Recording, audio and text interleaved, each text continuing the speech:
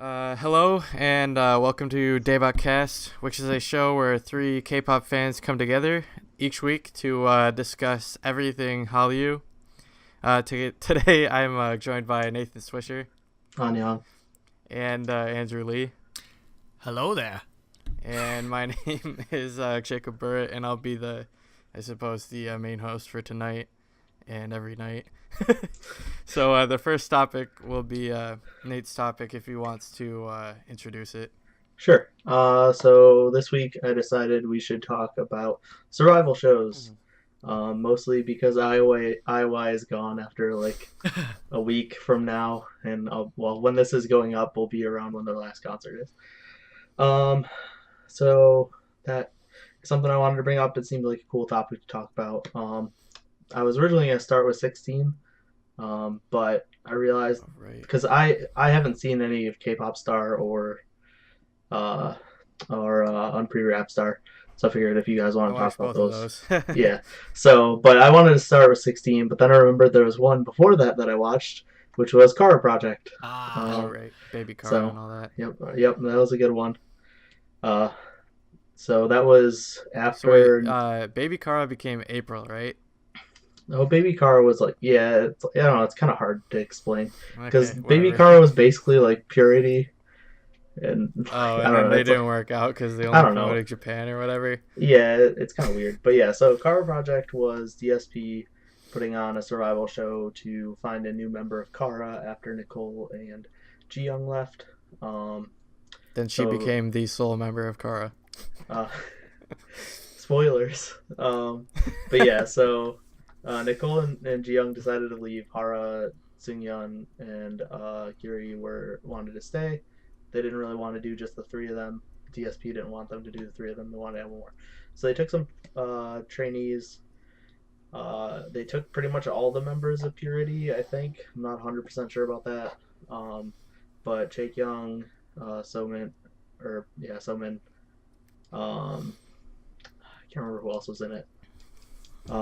Couple other contestants were Chaewon and Youngji. So if we go through them, Youngji was the one who won, so she got added to Kara. They did 2 singles after she joined and then disbanded, which was sad. Well, technically they haven't disbanded because Youngji's still at DSP, and the rest of that. Well, Gyuri likes to say that they'll go back to DSP to make more music, like subcontracted or something, like SES basically. Yeah, kind of like that, but hopefully it won't take so long. But yeah, Youngji won. She's still there.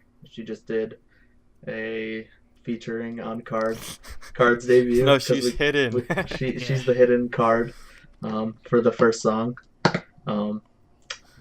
Other than that, so Chaekyung was part of Purity. Then she joined Produce 101. She got like in the top 22, I want to think. Yeah, she was on the last episode. So she was in the top 22. I don't remember her exact ranking. So she didn't make it into IOI. She did some project groups for like variety shows, and then she just got added to April. For their last song. Somin is in Card now. So she was in Purity too. Then she was in April. She debuted with April as the leader, and the oldest. But after their first song, she decided she wasn't ready to do that as a job. I think she said she wanted to keep doing school, like finish up school first. School. Did she end up finishing school? I don't know if that happened. I doubt it, because I mean, if Honestly, she's in Card, then like. Honestly, I bet DSP wanted her to be in Card, and they're like, "Hey, we're gonna pull you out of April, and we're gonna say this." She was like 5 or 6 years older than most of the members. Yeah, she is way older. Yeah, she's older. It's like it didn't really suit her as much. Like she was. Everyone else was in there like was like a middle like teenager, and she was like 20. Yeah. So there's a really good. I think then somebody posted on Reddit the Card like dance practice or whatever, and then somebody posted like her doing choreo in April and her doing choreo in Card, and wow, completely different. One is just like really like cutesy dancing, the other one's just her twerking straight up. So yeah, exactly. And then, Produce?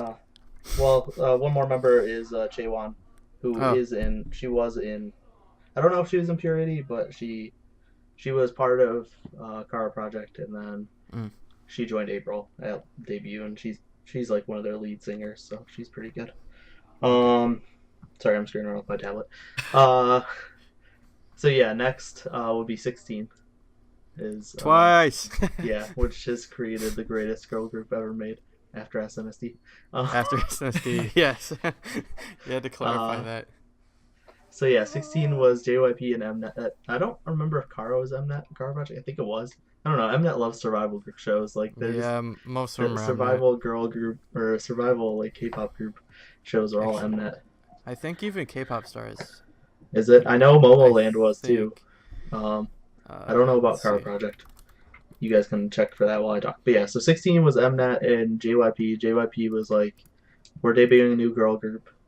But actually, K-pop star is SBS. Yes, sorry. Okay. So yeah, he's like, we want to make a new girl group, but we kind of want some input from the fans so we can get more traction and more like viewership this way. So we're gonna take 16 of our trainees that we think would fit in this group. Honestly, I think JYP knew who we wanted to be twice already. So the thing is, JYP had the final say for everything. Yeah, like because Momo got eliminated. Like, she's in the group. Sorry. Well, yeah, she's the best dancer. She had to be in the group. Yeah. But yeah, so it was just kind of to drum up interest about the group before they even debuted, because I'm sure he had probably like, I don't think Chewie would have made it. Chewie would have made it, but other than that, like, so yeah, so he decided they put 16 of their trainees into this show. I think it was 10 episodes. It's like really harsh because like there was a major team and a minor team, and the major team was like the people who did well, and then the minor team were the people who did bad, and then the major team had these like necklaces, and anytime a minor team replaced a major team, they ripped the necklace off of the girl that got demoted. Honestly, so it was like pretty harsh. Honestly, seeing JYP on K-pop Star as a judge, he is like completely like the Simon Cowell on there. Like he is completely like he will not lie to you. Like he'll give you what he thinks blunt and like simple.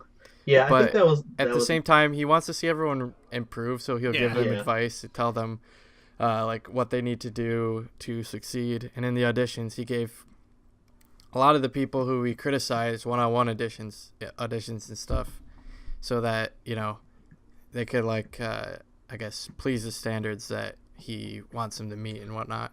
Yeah. So I definitely believe that 16 would be a harsh environment, I guess. Yeah, I think that was more Mnet trying to get like controversy, like evil editing, evil editing type stuff, and make it like more confrontational than it actually was, just to make better TV and get more viewers.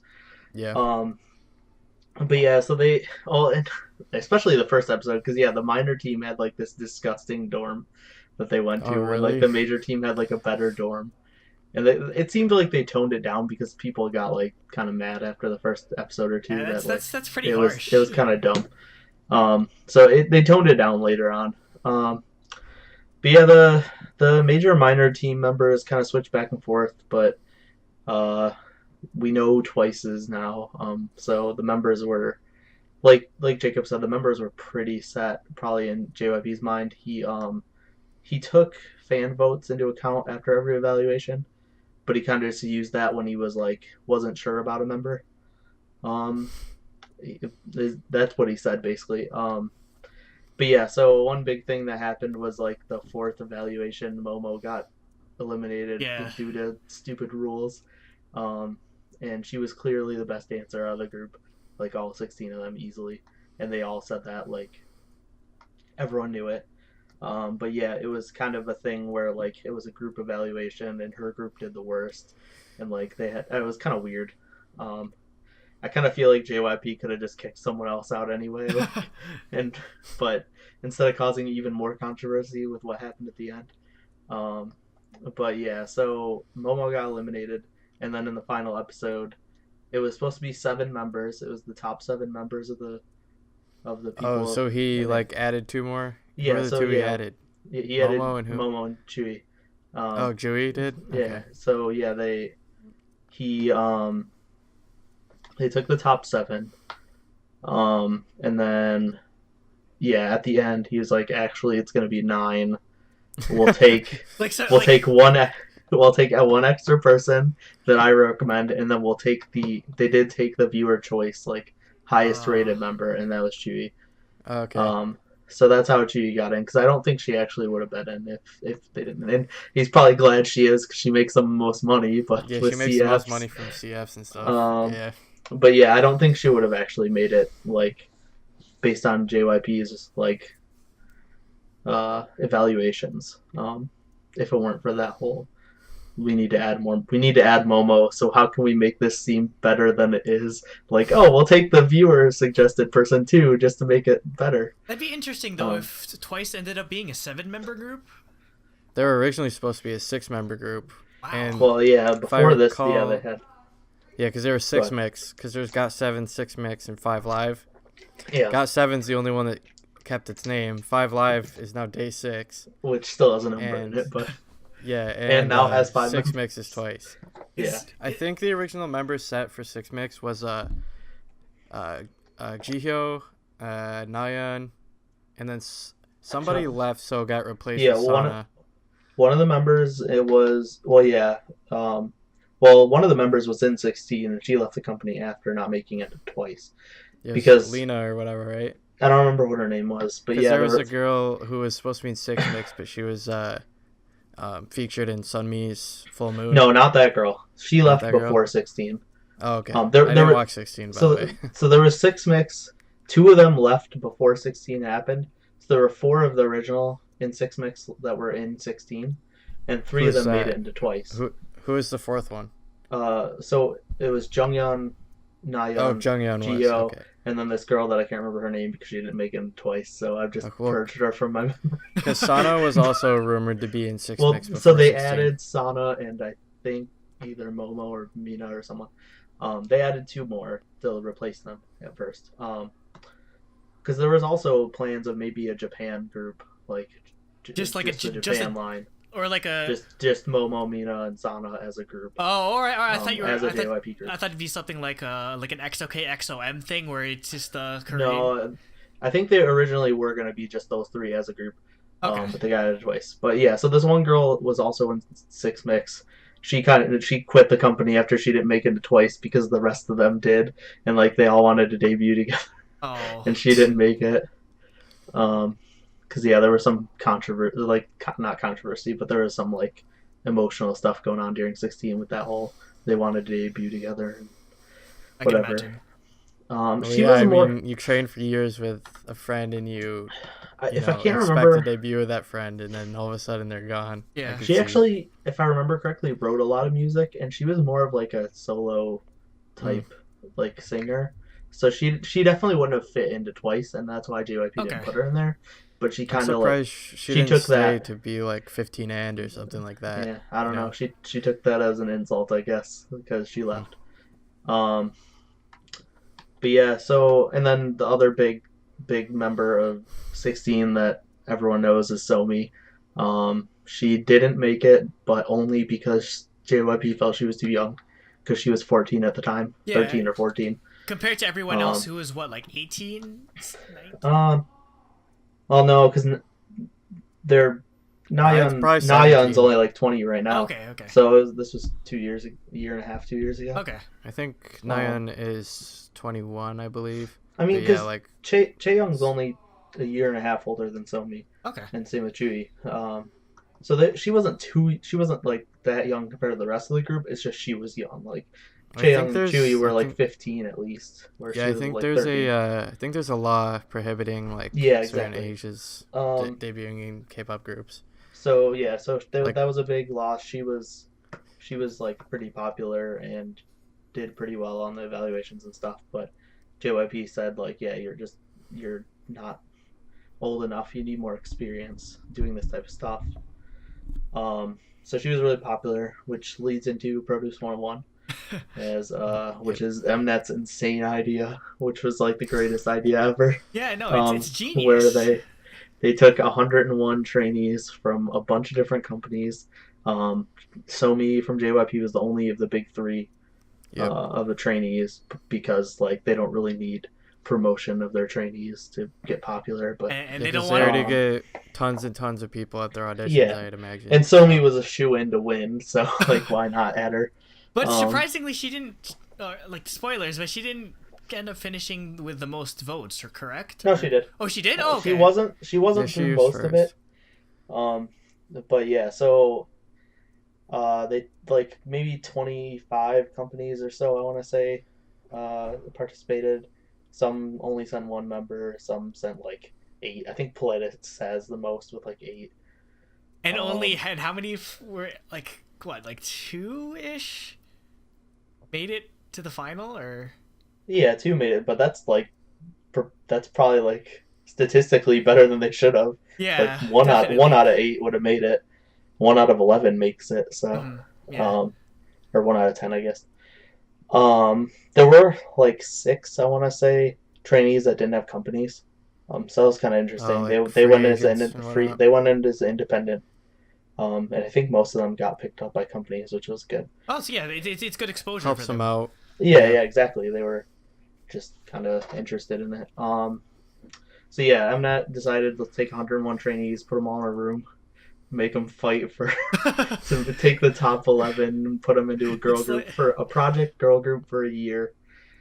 I mean, but hold on, like putting all 101 of those trainees together for one song, like Pick Me. Yeah. Like if any of you haven't seen it, like go watch that live performance. So it's crazy. that was like the debut introduction of Produce 101 was they did the song Pick Me, which is like an EDM song.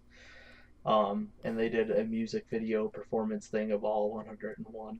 Although I think at that point it was like 98 because 2 girls dropped out from being like sick or something. Yeah. But still, it's pretty. You have to see the video. Insane. It's pretty impressive. The completely like synchronized choreography with 98 girl group members is like pretty ridiculous. All with the same outfits and stuff too.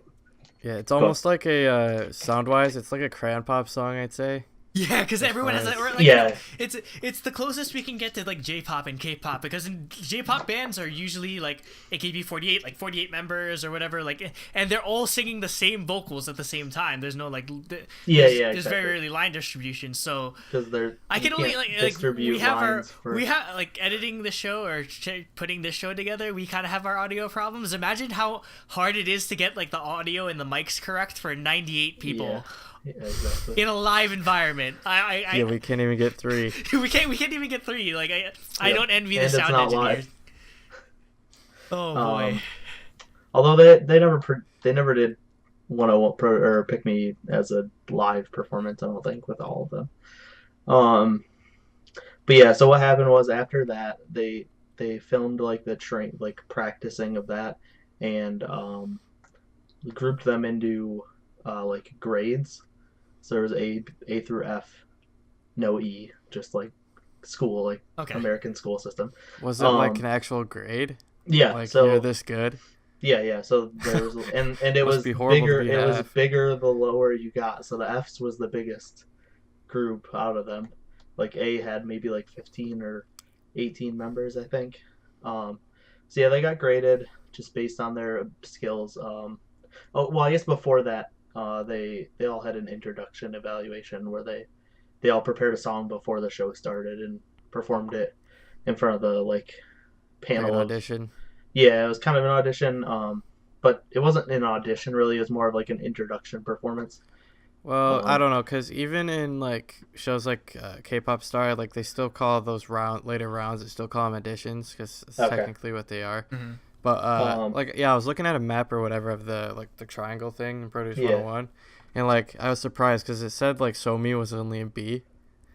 Yeah, she got knocked down to B. She started out as A. So yeah, they got initially evaluated from that single performance that they practiced beforehand, and then because it was a song they chose and they had practice. So like each of the different companies performed. So Somi performed by herself.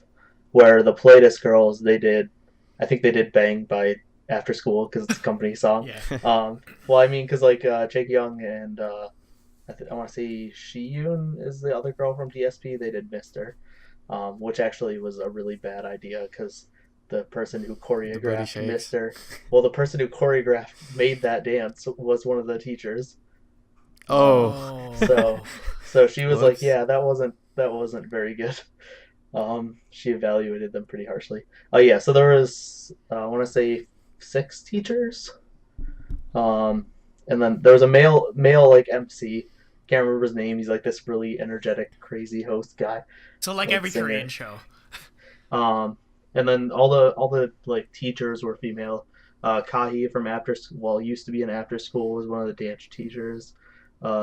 Jaya from Brown Eyed Girls was one of the singing teachers.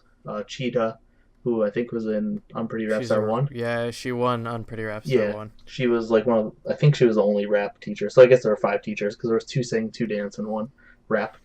If I remember correctly, it could be wrong. So yeah, they got evaluated, then they got regraded for Pick Me. Then they just started doing different challenges, with each challenge basically knocking out like a large chunk of people. So like you just get completely like just wiped out. Boom, you go. Yeah, so the first challenge, I guess you have to though because there's 101. Yeah, exactly. And they only have 11 episodes. Like, you can't knock out. So they knock out like 30 people or like 20 people every episode. The first one, I think they knock out like 40 people. Yeah. Wow. So yeah, the first challenge was they split up into 20 groups of 4 or 5, I think. Like mini girl groups. Each doing a debut song of a major girl group. So they had 10 songs, and then 2 groups each did like 2. Did anyone do Gossip Girl? No. They did Kara's though. They did Kara's though. They did which nobody remembers their debut song because it's with that one girl from that first album. I don't even remember what it's called. Nobody remembers. I want to say Break It, but that's also a Miss A song, and I could be confused. But yeah, they Kara's song. They had After School, Sistar, SNSD. I don't know, 2NE1. Pretty much all the major girl groups, huh? No, all like the major Gen 2, Gen 2, and Gen 3. How did you fire with 20 people though? Well, no, these were groups of 4 to 5. Oh, okay. 20 groups. They split into 20 groups. I thought you were saying like 4, like 5. 5 groups of 20. No, 20 groups of 4 to 5 people. Okay. Each doing one of these songs. That makes more sense. Then they kind of like got pitted against each other though, the people that were doing the same song. So like one team won and the other team didn't. So that caused some problems because like did they get assigned songs? So there was each of the members that were in A rank picked a song, and then they picked their members. Okay. So they weren't just everybody in A did the same song. No, everybody in A did a different song. Okay, but they weren't restricted. They weren't restricted to pick members from like the same grade that they were in. Or? No, it was really weird. I'm not 100% sure how they got to pick members, but basically think of it like each member in A was a captain. Okay, that makes sense. So how many people did Into the New World? Like 6 groups. So that no. They were forced to pick only one person per song. Okay. Well, 2 groups per song, I guess, if that makes sense. Oh. So like if two A people picked Into the New World, no one else could pick Into the New World. Okay, so and then they had to compete against each other. And then they competed. Yeah. Okay. But yeah, it was kind of weird how they like picked members because it seemed unfair. Because if I remember correctly, the last group had like 3 Fs and a D, where like some people got like Bs and Cs only. So like it wasn't evenly distributed, the skill levels. Which was kind of BS because for Into the New World, Kathy or Ki-hyun from Daya, she was the A member, and she picked she was smart about it and picked all the people that people knew and were popular. So she picked like Somi and who else did she pick? I don't think she picked Chaeyeon, but because I think Chaeyeon was another A member. But yeah, she picked like famous people that like would get votes, and then it's kind of lucky that Somi was in B then. Yeah. For her. Yeah, and then Yoo Yeon-jung, who made it into IOI and is in Cosmic Girls now. She's like one of the best singers, and she was in the other team of Into the New World, and she did an amazing job singing it. and the main person who was singing for Kathy's group like had a really bad voice crack while doing the high note. Oh no! And they still won just because they were popular. So wow. Yeonjung got really upset with that. Like realized like how it was clearly a popularity contest at that point. Although it helped her because by the end she was popular enough to make it. Yeah. Because they showcased her singing skills a lot. She was 11, right, or something. She was 11th. Yeah, she was the last. Just made the cut. Yeah. So yeah, they did that. They cut out like 40 people. Then they split into evaluations for different like types or like different types of people. So there were a couple songs that were like rap songs. There were vocal focused songs where they didn't have to dance, and there were songs where they just did choreography, and they had to make their own choreography and stuff. So they kind of split. A lot of rappers. There weren't a ton. Because the only ones I really know are the ones that are in IOI and then Jin Soyeon. I'd say there was probably like 15 or 20. Okay. There was one company that I'd never heard of that was like almost all like it was kind of like a What's Up style, like trainees. So where they were all like super like rap hip hop focused. I don't think they did very well. Trying to be YG. Yeah. But whatever. So there were a decent amount. But yeah, so they split up into that. Memorable out of that was the only one I can remember is Bang Bang, which is just an insane performance from that was also kind of like they called them the Avenger team because it was Chung-ah who had like an insane like introduction performance, and she's clearly one of the best dancers. Somi was on there. Danny, who used to be or was in Tiara for like a tiny amount of time. Really? Danielle. She was on Produce 101. She was on Produce 101. She almost she was in Tiara. She used. It's hard to explain. I don't remember if she was supposed to be in Tiara and didn't make it or was. I'm gonna go on the good old Wikipedia and look at the fragmented Tiara lineup. Yeah, exactly. I don't remember who was in it or who wasn't. She might have been like she was supposed to be added to it and then wasn't. But I don't see her on the. Oh wait, okay. Hold on, I do actually. Danielle? She was pre-debut. Okay. And then she was also in a subunit, but that's it. Okay, yeah, so it's weird. But yeah, she was in Produce 101. And that's the other thing is like some of the people came in like already known, which was kind of cheap because like one of the girls that was in $5 / co-ed school was in there. So people knew her. Kathy and Cheon from Daya, they had signed up before Daya debuted, and then they decided to do it anyway. Kind of probably just because MBK wanted them to get more eyes on Daya. Yeah. Because I mean they're not super popular yet, and it definitely helped because Cheon made it into IOI and she's really popular, just in terms of like CFs and stuff. I think that's I'm looking at the Danny situation, and she was like 14 in 2012 when they were gonna add her, and they just never did. Yeah, that's what I thought. They announced it and everything, and they just never. So they're just like, just kidding. They just screwed her over, basically. Yeah. No, but I think that's the interesting part of the whole Produce 101 thing is that you can. Each different like entertainment company had their own ulterior motive as to why. Yeah, definitely. Like it's really like interesting, or like it's really like Game of Thrones or like Lord of the Rings, like Fellowship of the Ring sort of thing, where everyone has their own motives for why they want to promote certain people or why they sent certain members or it's an interesting dynamic to the show, I believe. Yep. So then they cut out probably another like 20 people. Then they did another was that from that same it would have to be another dance performance from that was Full Moon by Sunmi that Cheon, Kilkyung and Sohei were that performance, so all three of them made it.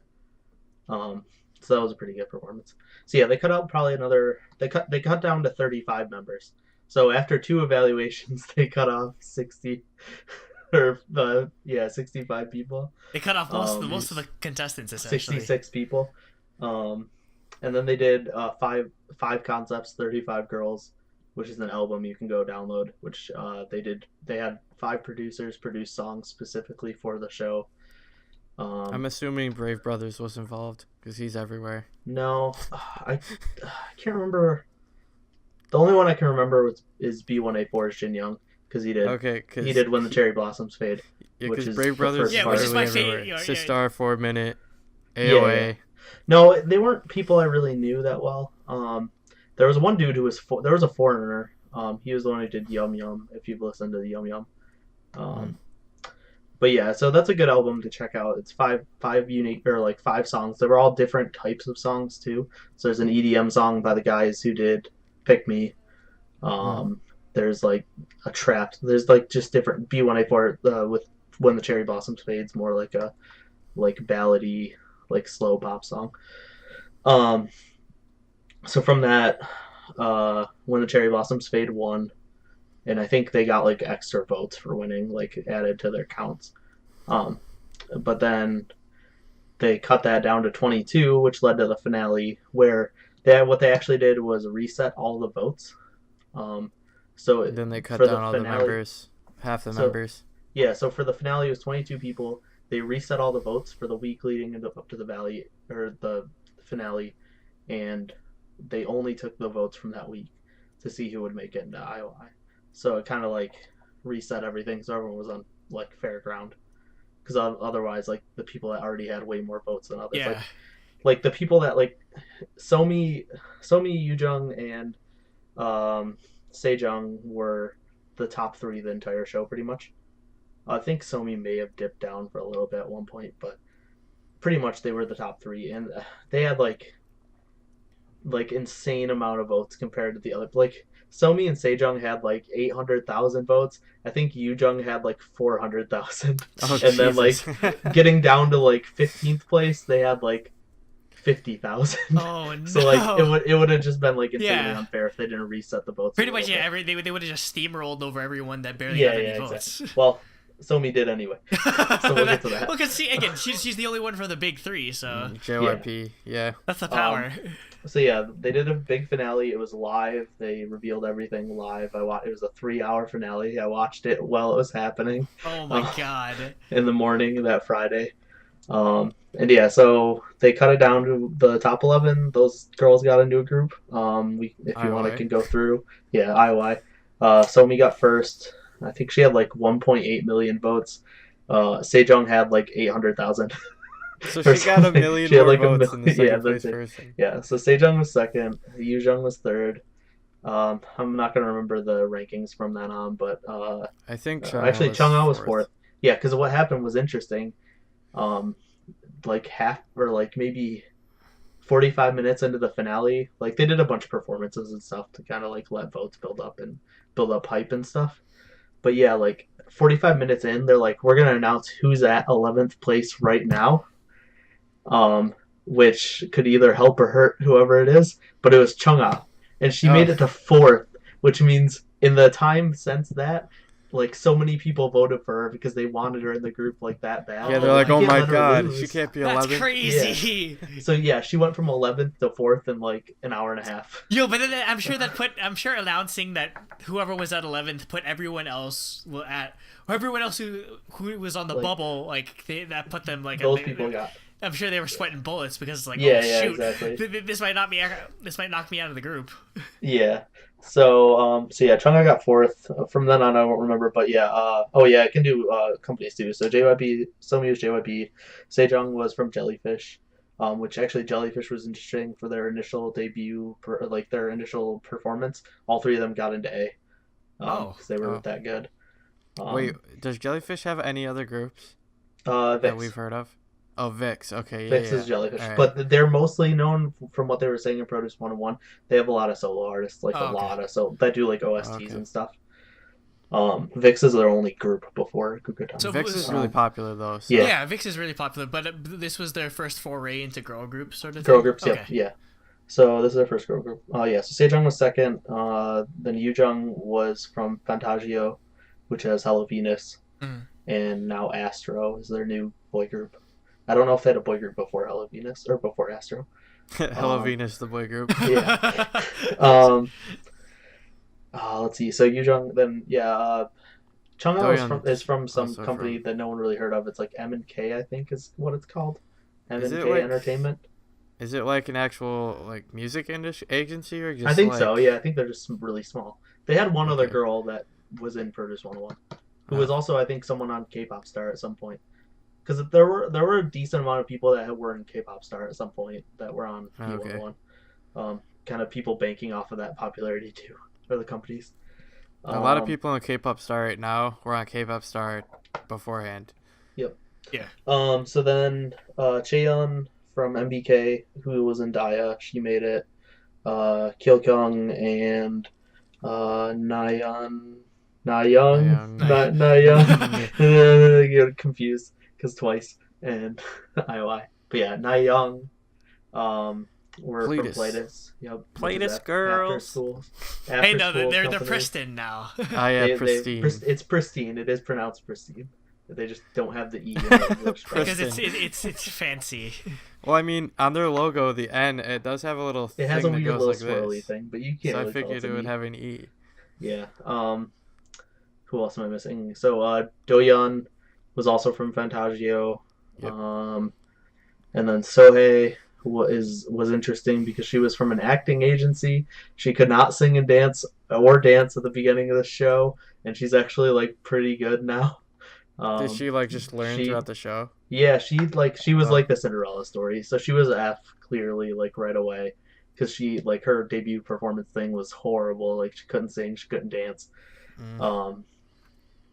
And that was actually what helped Sejong a lot was to learn Pick Me. Sejong was an A and she was helping Sohei, and a clip of that made the rounds. And so that really helped Sejong's popularity. Like she was the nice girl that was helping the girls that weren't as good. But that also helped Sohei because Sohei, like, she just improved insanely throughout the show, and people saw that and kind of like kept rooting for her, and that's why she was the Cinderella story, and she made it. Now she's got her own company by her parents, right? Yeah, like her family started a company just to like manage her as an artist instead of, because like I said, she was from an acting company. Like they didn't do music at all. So they started like kind of this small, just one person management company. I'm thinking what they're gonna do is like if they want her to be in a girl group, or if that's what she wants to do, is that whatever company she gets into, they'll just buy out her current company. Yeah. Although I did read that she was preparing a solo debut, so she might just do solo, which is interesting. So we'll see how that goes. I feel like I'm missing some. And then Yeonjung from Starship, which is Sistars and Cosmic Girls. Yep. And then Mina from also from Jellyfish. So I think that was 11. I'm trying to think if I forgot anyone. I think I got everyone. So yeah, 4 of them. So yeah, they all got into IOI, which was supposed to have a year of promotions, 2 mini albums and a full album, and we got screwed out of that thanks to everyone involved, basically. Yeah. So they promoted Sense of May, and their final concert's next week, or this week when this is airing. So they didn't even get a full year of promotions. We got 2 mini albums and a subunit single, and then a final like goodbye single that just came out. So we got less than we were supposed to and less time, and I'm sad about that because the group gotta wave your angry fist. Yeah, but the group was really talented. It was a really interesting concept that did really well. Mnet's producing a male version as we speak, although I keep hearing bad news about. Yeah, well, because again, it seems like nobody wants to play ball with Mnet because again, you have to give up creative control over your trainees for a year or however long. Yeah, it was a mess. They might not have been satisfied with what happened with IOI. Yeah. Even though they made a lot of money, and it's kind of weird because that money's split up across like a billion different companies at this point. Why does everyone just wants to keep the whole pie to themselves essentially? So although I mean, for the smaller companies, I would say do it because I feel like there's no other way out there. Yeah, it's for really small companies, there's no way for them to get exposure, especially if they only have so many trainees that they can't form their own group. Having something like Produce 101 is perfect for them because they're just I mean, like if you think about it, Hello Venus isn't very popular. Mm-hmm. Imagine like how popular Fantagio's new girl group will be with Youjung and Doyeon in it. Like they're both really popular members, and that group will do really well. Where it probably would have tanked if they weren't on Produce 101. Like, sure, they're talented, but there's so many groups out there. You need something to stand out. I definitely help them get their name out. Yeah. Do you want to move on to other? Yeah. We talk about Produce 101.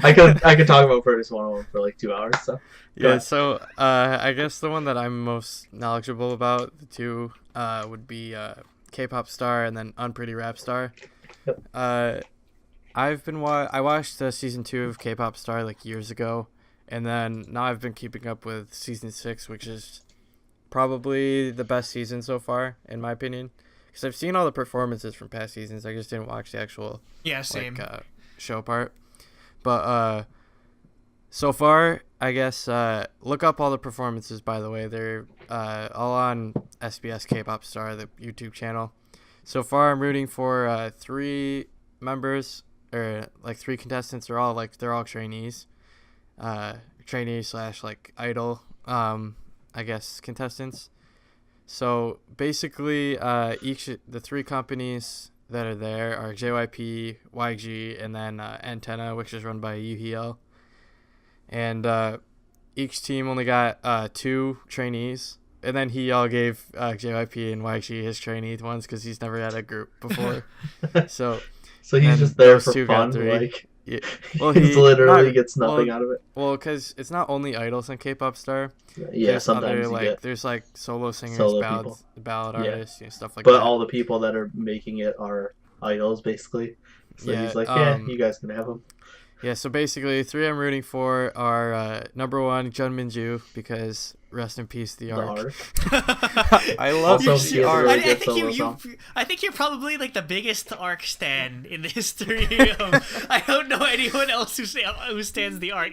If you're an Arc stan out there, I heard about them after they disbanded, and I was like, oh, apparently they were really talented and disbanded. Like, okay. Like they really were. They showed so much promise. Anyways, Jun Minju. It looked bleak for her in the first episode when she auditioned, because she was getting like her shit like torn up by JYP and everyone, and YG saved her with his wild card. And ever since then she's been like cream of the crop in that and out of everyone. She lost, like, they told her to lose some weight, she lost some weight, and she's been like improving every single time throughout. So I think she can actually win.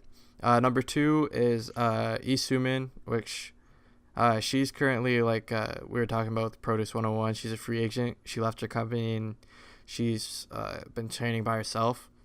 And she's like really good at dancing. She's really good at singing. She's really pretty. JYP said she looks like Sunmi. So she actually kind of does. That's a good compliment. That's a good trait. Yeah. It's a good trait. And then number 3 is we actually talked about her in the chat, which is Krista Chu. Yeah, Pinoy Pride, boy. That Pinoy Pride. Filipino American, and she doesn't even look like she's Filipino. She's got very, very light skin. It's a Chinese, because again, a lot of Filipinos are part Chinese. So yeah, so she is really good, but. Spoiler alert, I guess, turn it off if you don't want K-Pop Star spoilers, but you should be keeping up. Is she got eliminated in the team round, but like because a lot of people who did worse than her did not get eliminated, they decided to all 3 of them use one of their wild cards to bring her back into the competition. So I think she's also another contender to win. And there's another singer, Lee Sung-eun. She's like my honorable mention. She's not an idol, but she's from Texas, and she like kind of like a tomboy kind of thing. She has long hair still, but she wears like boyish clothes and whatnot. And she's like freaking like masterful with a guitar. but she doesn't know how to read music or anything like that. She just does it by memory, by ear. Yeah. So it's pretty. It's hard. It's very hard. Like she did this cover of JYP's Honey, and like to him, like he was sitting there, he was a judge, and he loved it. Like in JYP's the hardest judge to please. Yeah, that takes a lot of balls. Yeah, so that's another. Those are some contestants I really liked. Oh wait, so is there still? From the few clips I've been able to watch of K-Pop Star, are they still mulling over the possibility of having like the last few and forming them into a group, or is it still just going to be like one winner? I'm not sure, but they've in the like the little like subtitles that they put like at the bottom of the screen. Yeah, like they say, will there be like a K-Pop Star girl group? Like which I think, that every which would be while, again, so. it'd be a really good idea. Probably because, really well, yeah. Because again, it's kind of biting off of Produce 101, but hey, it's popular, so why not copy it? Well, yeah, and I mean, JYP and YG definitely are going to get some contracts out of the show. They're not gonna let any people. Yeah, slide, they're gonna farm the hell out of everyone in the show. So. And up till now, as the time of recording this, they're doing the casting rounds. So like Jeonminju got into JYP. I think Lee So-min also got into JYP, and then Chris Shu was in YG. Or no. Hold on a second. I thought you said that Krisha got into YG. Maybe. Okay, I'll get back. I guess I'll get back to you on that, but correct me if I'm wrong. But I did watch the episode. I know that Isumin and then Krisha are on different teams though, even though they were like really good friends from the show. Okay. So yeah, K-Pop Star has produced some like really pretty famous acts now, like Akdong musician, Lehigh, Sam Kim. Sam Kim was. Oh, I never knew. Yeah, he was K-Pop Star, and then like 15 and Jimin Park, or Jamie if you call her that from ASC. BM. Yeah, Big Matthew. He was on K-Pop Star. I forgot. K-Pop Star 2. I even watched that and I didn't remember him. I'm assuming you didn't like make it very far. Well, like, cause he was like this like basketball guy, like. Yeah. Like he wasn't wearing the shorts, so don't worry about that. No, you kiss. Episode. He reminds me. He's like the new Park Jun. I feel like he's just like this super obnoxious Korean American dude that's like into like hip hop style like swag stuff. Yeah, like he what he reminds, like dabs every like 3 seconds. But it's hilarious, so it's great. So another show I'd like to talk about, I guess, if we're done with K-Pop Star, is Unpretty Rap Star. Yep. Which is also I watched seasons 2 and 3 through like I guess different spots. Sometimes I watch the clip, sometimes I watch the episode, depending on how I was feeling about it, I guess. Yeah. And the first season, I think it came down to Jessie, which everybody knows, and then Cheetah, Jessie, which is kind of funny. It's like Jessie's more known. Yeah, Jessie's more known than Cheetah is. So yeah. I only know Cheetah because she was the rap teacher on P101. So yeah. I didn't really like Cheetah as much, so I thought Jessie should have won, but I still accepted it, I guess, that Cheetah won. Mm-hmm. But from Pretty Rap Star 3, there were like 3 that I wanted to win, which is Jun So-yeon, who is in Produce 101. Mm-hmm. I know, Nate, you said you don't really like her voice. I just don't like that style of rapping, though, really nasally. Like, she's a really good rapper, I understand that. Yeah. It's just not my preference of the type of rapping. Yeah, and then number 1 that I wanted to win the most was Yuki Dam, but she didn't make it she did make it pretty far. I think she made it to semifinal, but lost to Giant Pink. Make it pretty far? Yeah. Boo! Okay, and then Nada, who got into the final against Giant Pink, but she definitely should have won in my opinion. I thought Nada was way better than Giant Pink. But whatever. Foreshadowing for a future topic, Giant Pink is a horrible stage name. Yeah. Yeah. Giant Pink. Yeah, on Pretty Rap Star School, they feature like members of groups, which is kind of cool. So like Miyo was on there from Yeji Girls from 5 Star, who got a solo debut after it was in season 2. She's really good. I've been following 5 Star since I debuted, so it was cool because they're a really unknown group. She's a really good rapper. Isn't it Fiestar? It's because Fiesta. You're right. It's Fiesta and Star. Fiestar. So like sister and star. Yeah, sister. Okay.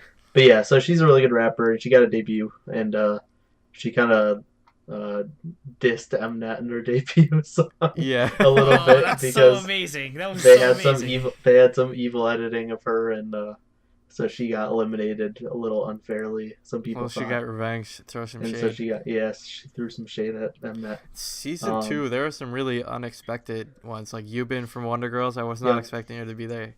Since was that the one that had G-Min from AOA too? Yeah, that's that was one. That was season 1. Yeah, that's my only real exposure to Pretty Rap Star, just because I heard the song that she did. There's Casper. Casper's in one of them too.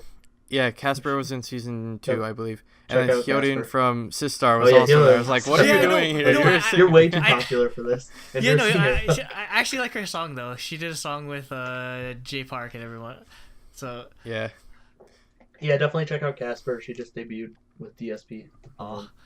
And her debut song. Just on record, I'm gonna be the biggest I'm gonna try to be the biggest Casper stan. I'm excited because you know that she's gonna be a hidden card at some point.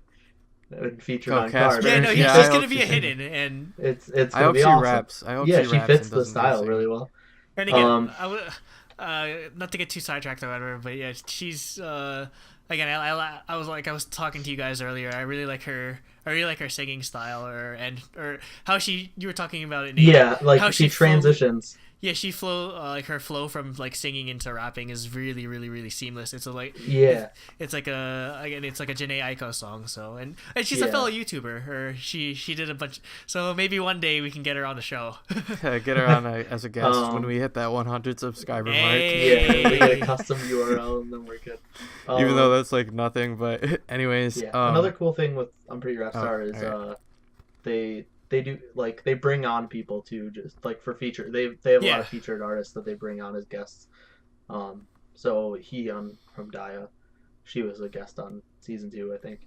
Season 3, I don't know. I haven't watched the show, so they get all mixed up in my mind who was on what. But she was featured on one of those songs at some point. It was probably season 3 because Daya debuted in 2016, right? 15. 15? Yeah.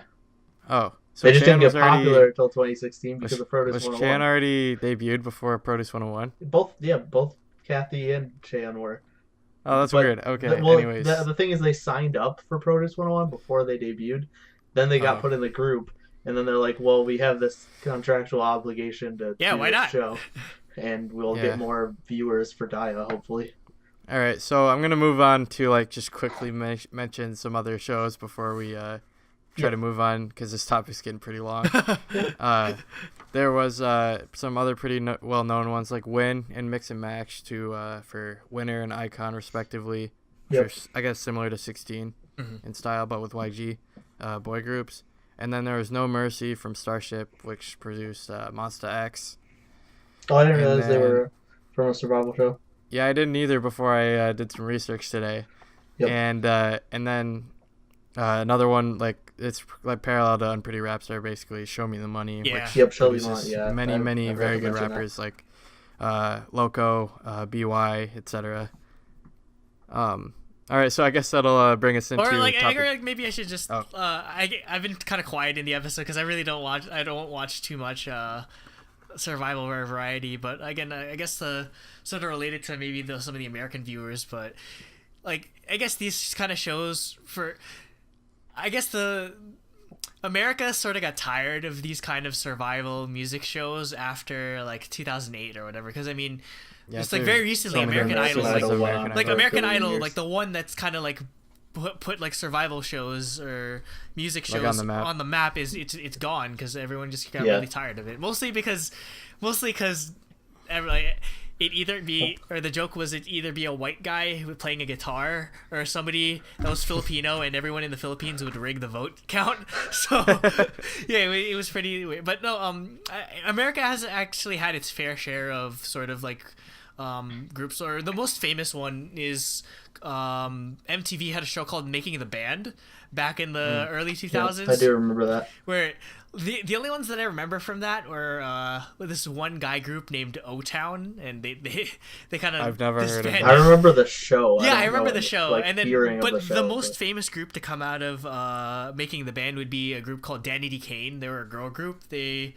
I still don't know that. No, they were pretty popular for a point, but yeah, everyone kind of got tired of the whole. I think in America, everyone's more interested in reality shows as opposed to like musical, like people with actual talent. You know, they're more. Yeah, the only one that's still popular is The Voice.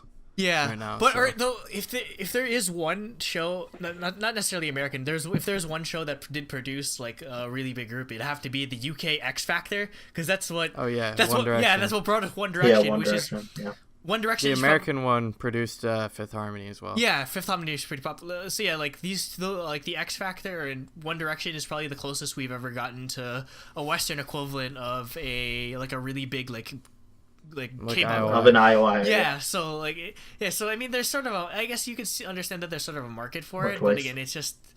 I think the reason why these shows do really well in Korea is that it's a smaller country, so it's very it's much easier to captivate a country like Korea, like television ratings wise, as it is to captivate the entire United States, considering the fact that there's multiple time zones, and pretty much I don't think in terms of ratings, I don't think anything is beaten.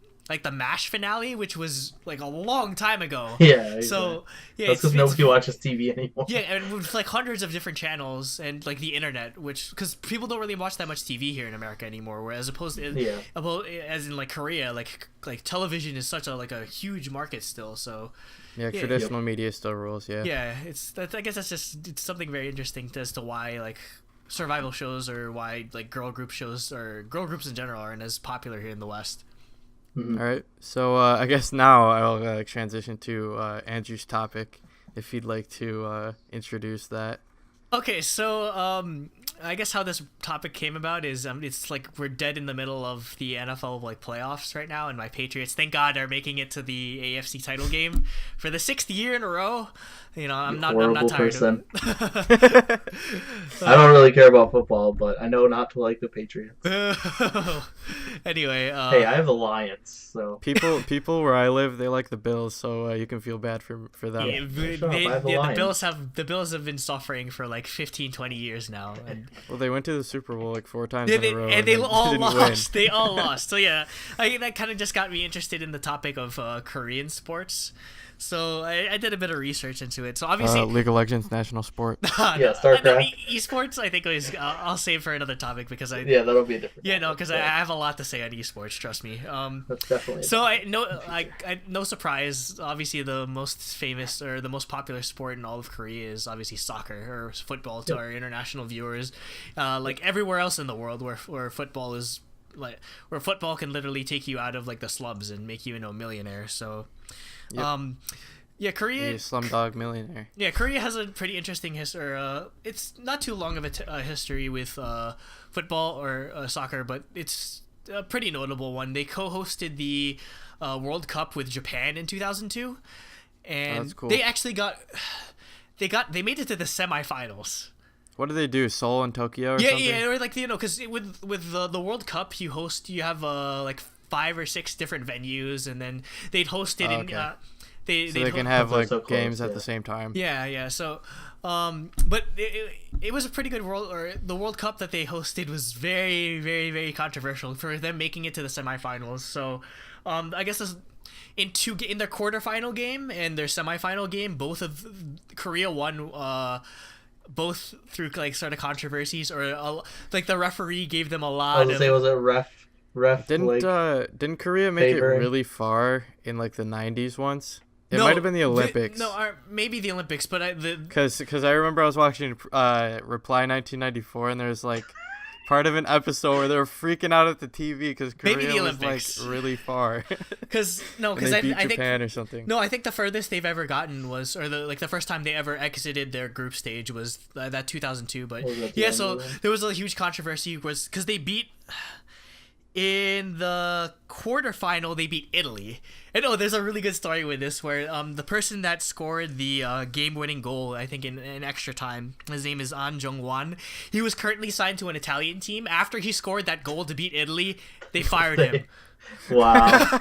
Because they were that pissed. Yeah, no, about they it. were that salty over it. Like I was reading up a quote where the owner, like this is his quote. He said that I'm not going to employ someone that has ruined Italian football. So, like that's how seriously they take sports all across the world. Where it's such a nationalistic, like sort of, it's such a nationalistic pride thing.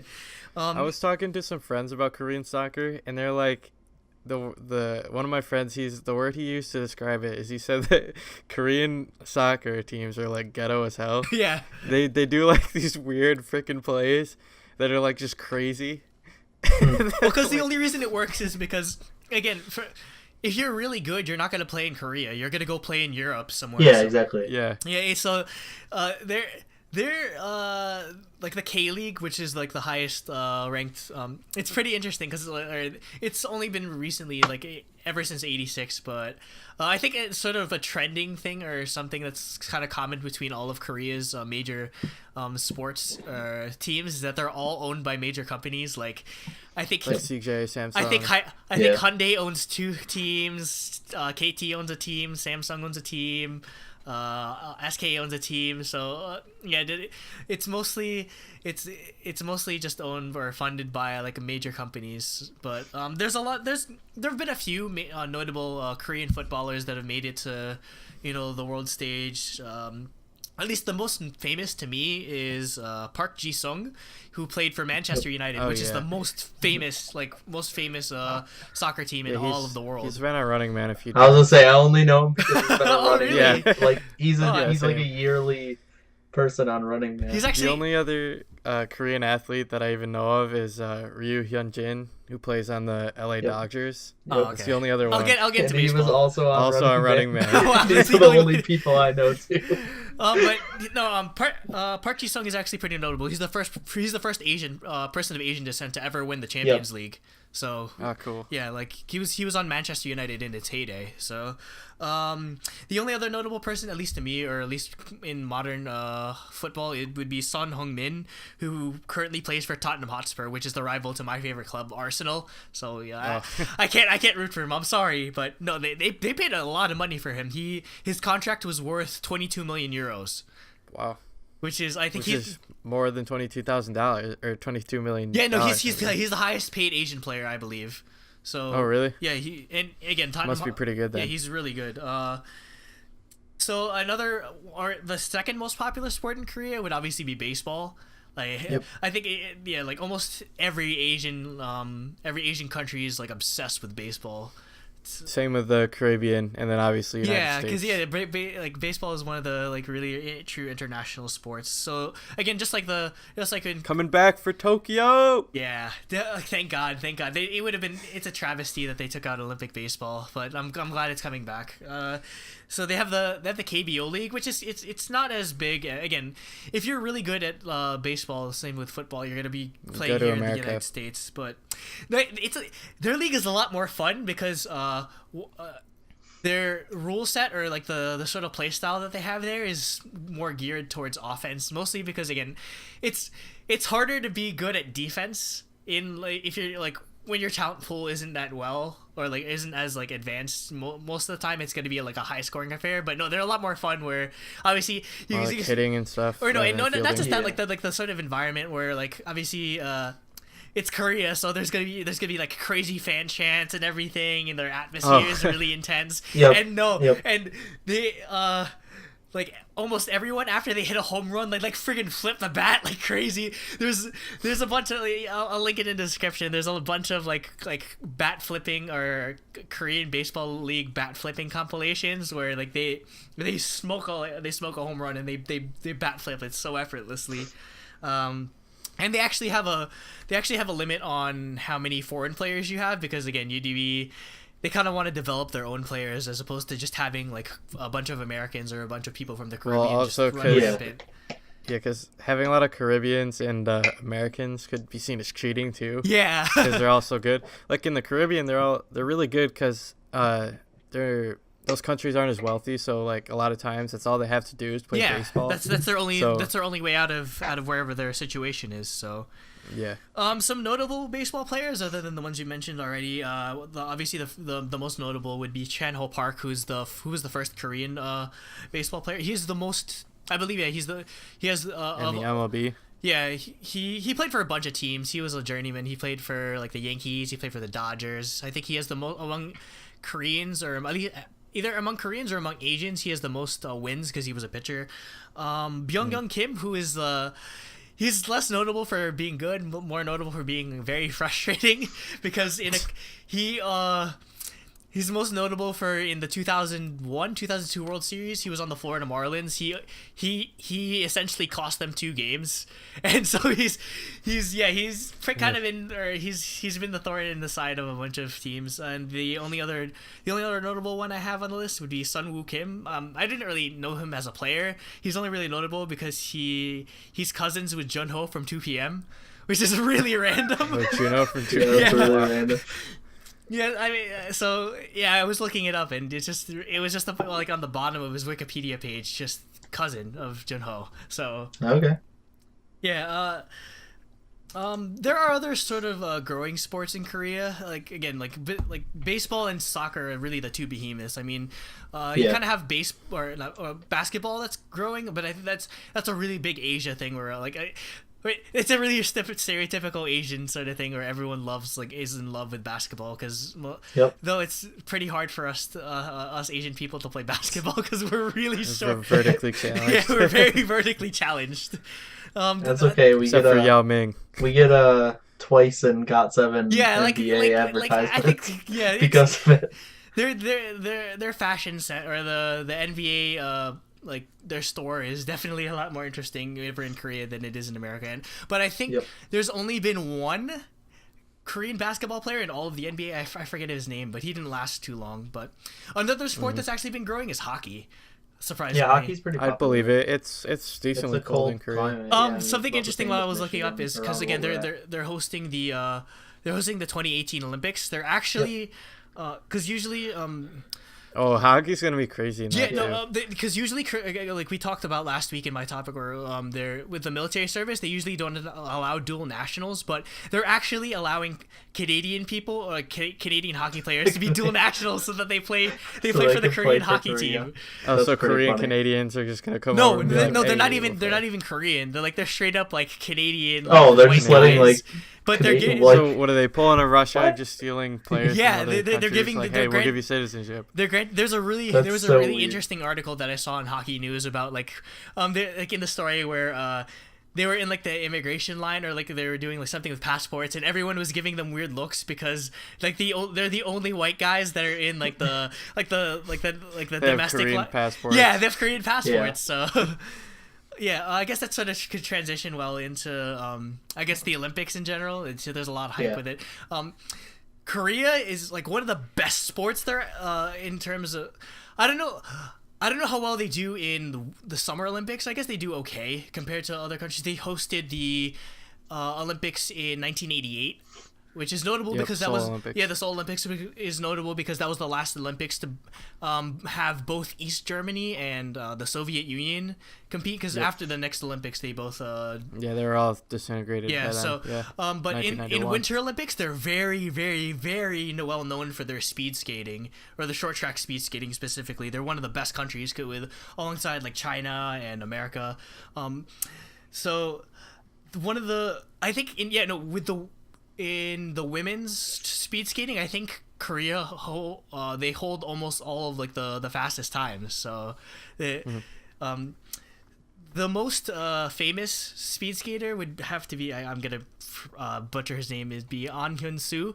He was most notable because he was Apollo Anton Ono's like major rival throughout the past decade or so. He won 6 gold medals, which is pretty insane for one guy, and. Or I guess the most notable incident he was involved in was in 2000. What was it? 2002 when we had the Olympics here in Salt Lake City.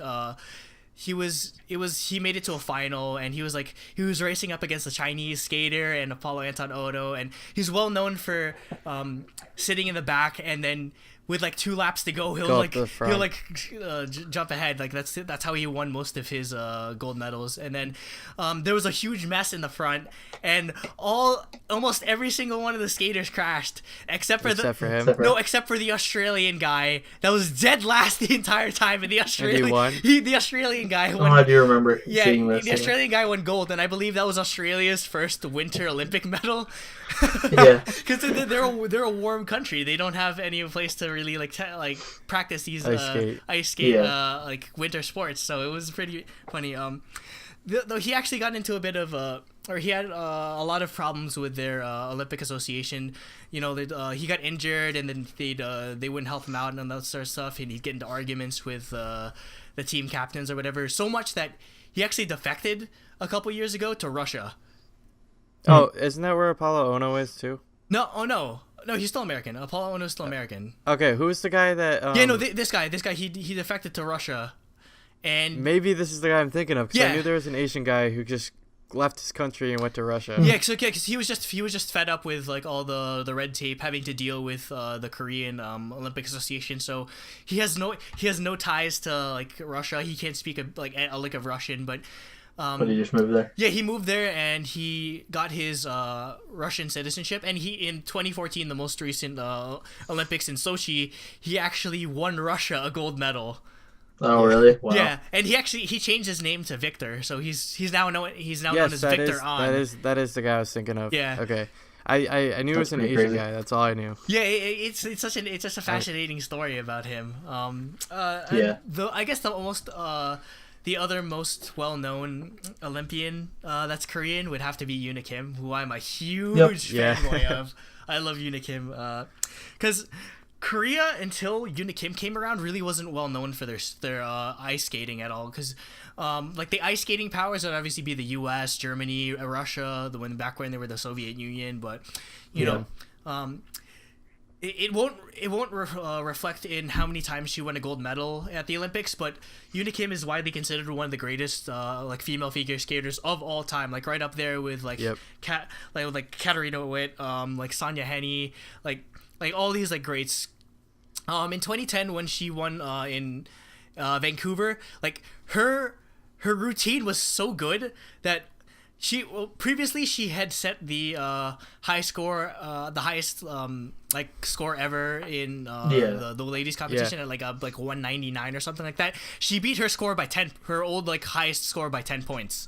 Wow. She got 209. Yeah, she's like something like that. Is that like ridiculous? Well, she's the first person. I think she's the first female to break the 200 mark in figure skating, which is very hard to do because again, it's just they get very hard on how they judge you, because you need to you have to get more technical as the years go by, because everything gets sort of the same. So and they keep raising the bar. Yeah, no, she's considered if any of you have never watched her skate, just go look up a YouTube video of her free skate. I remember watching her in the last Olympics. She's so if you look up the definition of graceful in the dictionary, you'll see a picture of Yuna Kim ice skating right next to it. That's how, and they actually her signature move is it's a really long name. It's like a bent over or bent leg layover camel spin. So basically what that is she's camel spin. Yeah, it's a pretty crazy maneuver where basically she's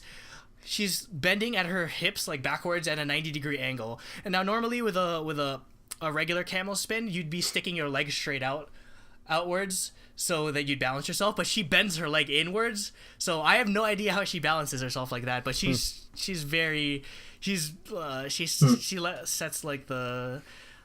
ice skating on such a new level. I guess isn't she done after Sochi? Yeah, she retired after Sochi. Man. Cuz which kind of sucks, cuz there was a huge controversy over the judging in Sochi, because going into having won 2010 and winning all the national the international championships afterwards, she was the clear favorite going into Sochi, but she actually ended up getting the silver, losing to the Russian, I forget her name, the Russian ice skater. Yeah, I do remember. It was just a huge controversy because, again, these Olympics were taking place in Russia, so so there was a huge conspiracy theory that Korea probably. Yeah, that they were that they sort of bribed the judge, which, you know, Russia isn't above actually.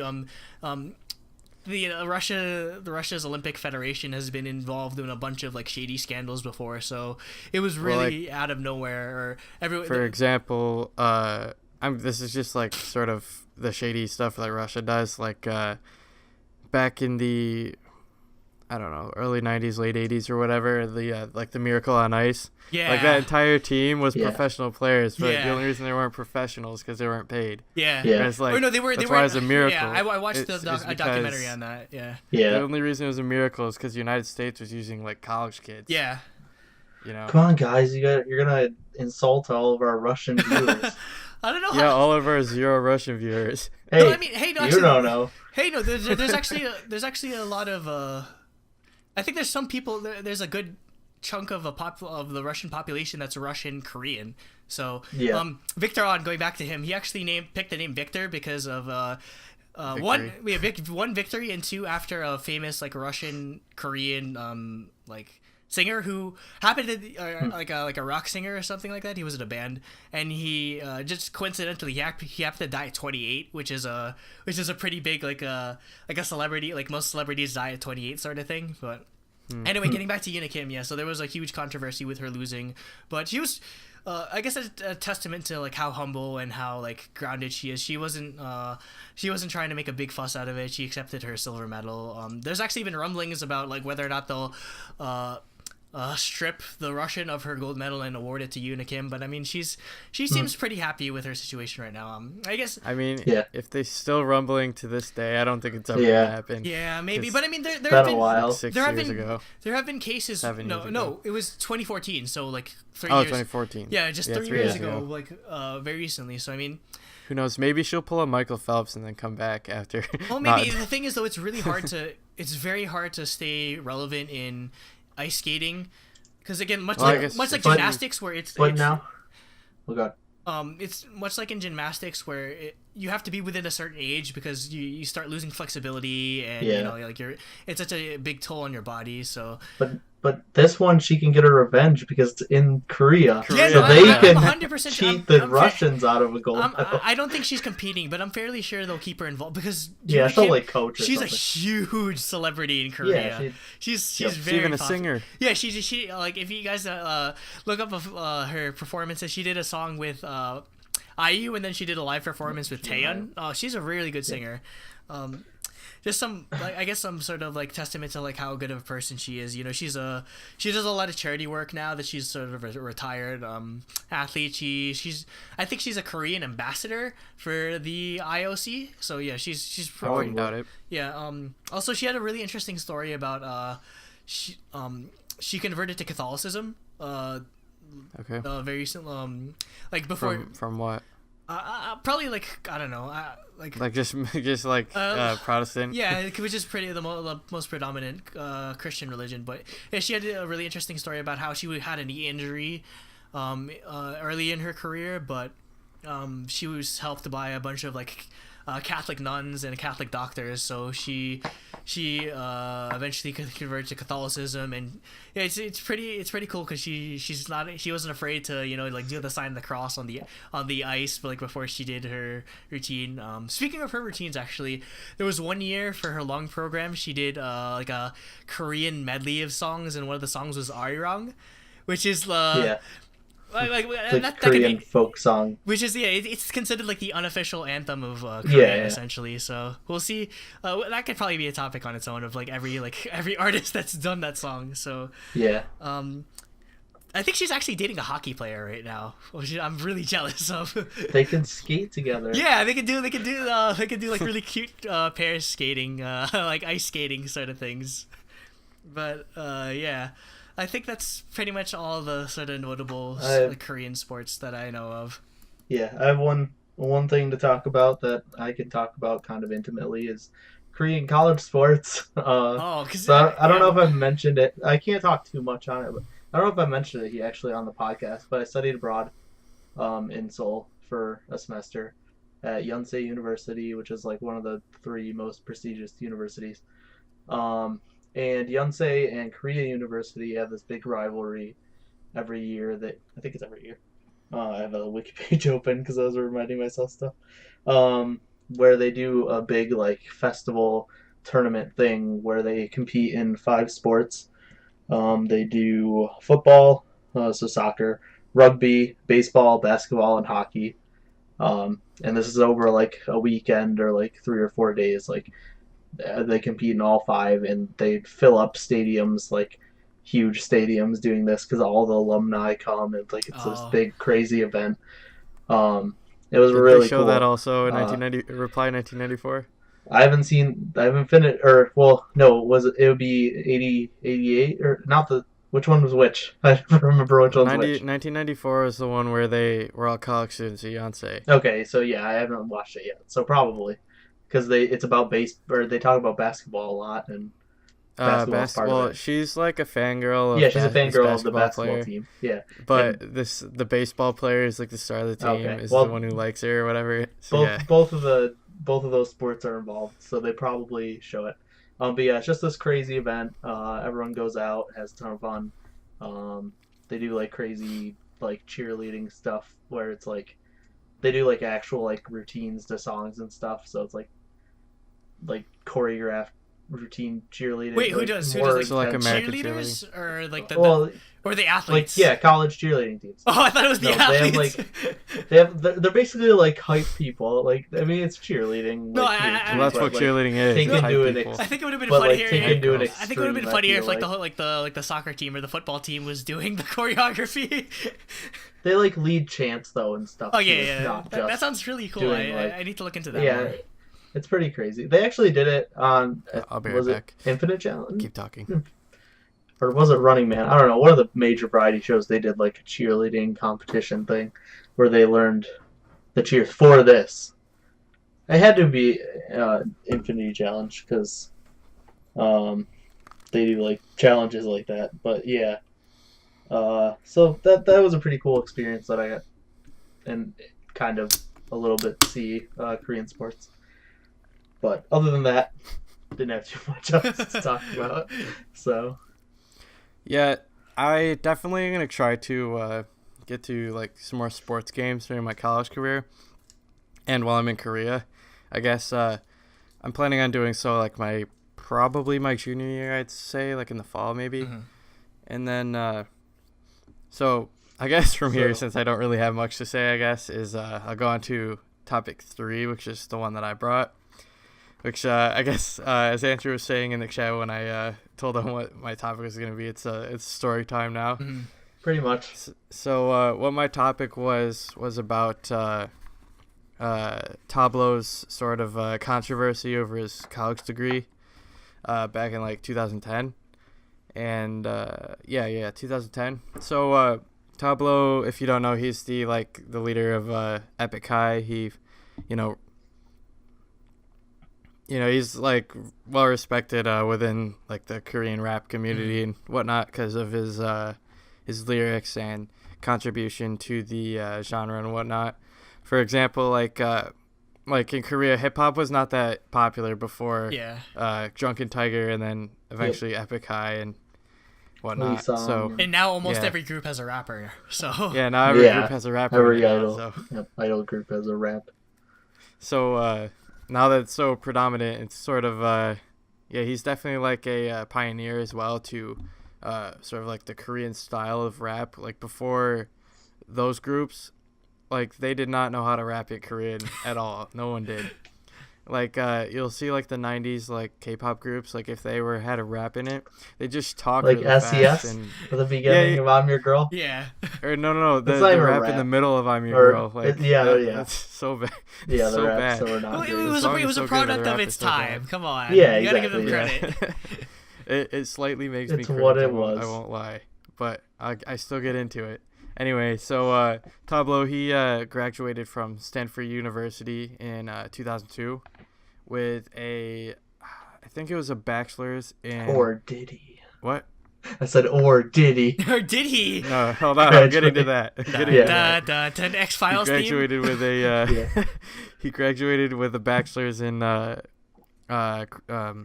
English literature and then a master's in creative writing.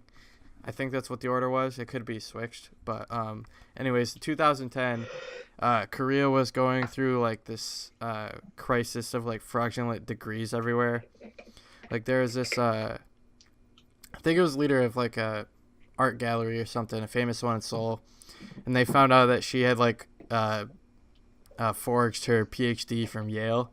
Like she never went there. She just like created like this random thing. So they were finding all these people who had fake degrees, and then when people caught wind that, you know, Tablo graduated in 3 years with a master's, which usually takes 6. Yeah. At one of the most prestigious universities in the world, Stanford University, people were starting to raise eyebrows, even though he did, you know.